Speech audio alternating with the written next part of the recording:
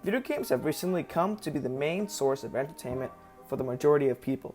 Many have created communities about specific games, many have made friends in those communities, and overall, it has created an overall new culture since it started being popular. But with something seemingly perfect and overall community-driven, there is one thing that can make games and its community die out or split completely: money and greed. With something so popular, many want to get in the trend and make money off of it. This could be a very good thing for consumers as it can bring new ideas for games to the community. But there's a point where developers worry more about the money than they do about the game. I'm going to use GTA 5, specifically the online mode, as a first example of this. This game has made more money on launch than most movies in years. Now that's impressive. At first the online mode was great, but as years passed by, more items and vehicles were being added and most being more expensive than the last, up until a supercar would cost 2 times more than a weaponized helicopter. Of course, the money itself isn't the problem, but it's the way that you earn it that is. You see, this game requires a lot of work and grind to earn the money, and it's pretty clear Rockstar, the game developer, did that on purpose. They know people will not spend much time on the game just to get the stuff they want, so they make shark cards, which is the game's way to get in-game currency with real money. The shark card system, combined with high in-game item prices, attract many people, including young ones, to buy the in-game currency with their real money. This makes many people, like myself, to not be too attracted to this game.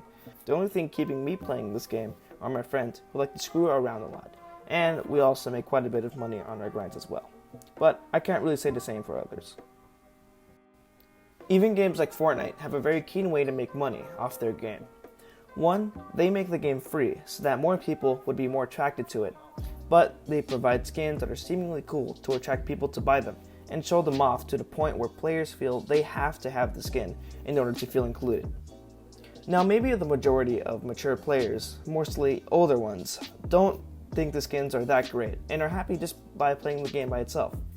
But of course younger players are more attracted to them or see their favorite streamers use the skins featured in the game, bringing the audience to pay for those cosmetics instead.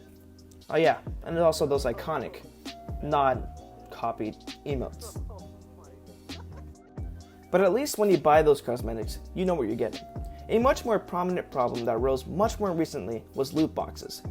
Many games, for example Star Wars Battlefront and Overwatch, featured RNG loot boxes that were needed to progress in the game. By the way, RNG means random number generation, so basically everything is completely random and determined by the game, not predetermined by anything else. Since the items contained in the boxes are random, progression, example character unlocks, weapons, or even cosmetics, is slowed substantially.